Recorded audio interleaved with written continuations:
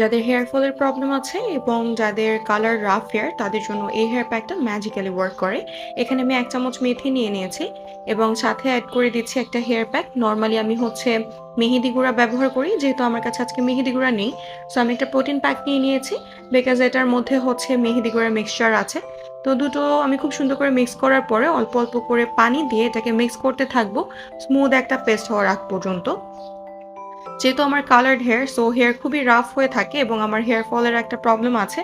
মেথিটা কিন্তু হচ্ছে আমাদের রাফ হেয়ারটাকে স্মুথ করে এবং হচ্ছে হেয়ার ফলের প্রবলেমটাকে অনেকটাই হচ্ছে রিডিউস করে আনে এবং মেহেদি গুঁড়া হচ্ছে আমাদের হেয়ার ফল রিডিউস করার সাথে, সাথে আমাদের বেবি হেয়ার গ্রো করতে হেল্প করে এবং চুলের গোড়াটাকে অনেক বেশি মজবুত করে। যার কারণে এই ২ টার মিক্সচার চুলের জন্য আসলে খুব পাওয়ারফুলি কাজ করে।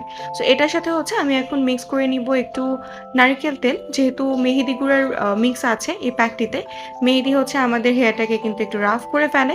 নারকেল তেলের মিক্সচারটা দেওয়ার কারণে হচ্ছে চুলটা আমাদের রাফ হয় না, বরং আফটার ওয়াশ খুব সুন্দর একটা শাইন আসে এবং হেয়ারটা আরও স্মুথ হয়।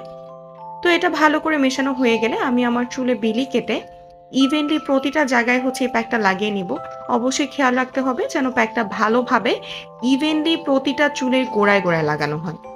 আমার চুলটা যেহেতু কালার্ড, সো যার কারণে এটা খুবই রাফ এবং হচ্ছে আমার হেয়ার ফলের প্রবলেম আছে। সাথে হচ্ছে আমার খুবই ফ্লেকি স্ক্যাল্প, যার কারণে হচ্ছে ১২ মাসে আমার চুলে ড্যান্ড্রাফের একটা টেনডেন্সি থাকে।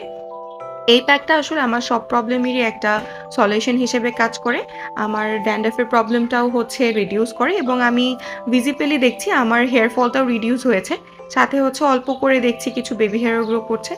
তো এটা ভালো করে ইভেনলি চুলে দেওয়ার পরে আপনার হচ্ছে চুলটাকে ভালো করে বেঁধে নিতে হবে যাতে মেসি না হয়ে যায়। যাদের আমার মতোই প্রবলেম আছে তারা কিন্তু এই হেয়ার প্যাকটা ট্রাই করতে পারেন।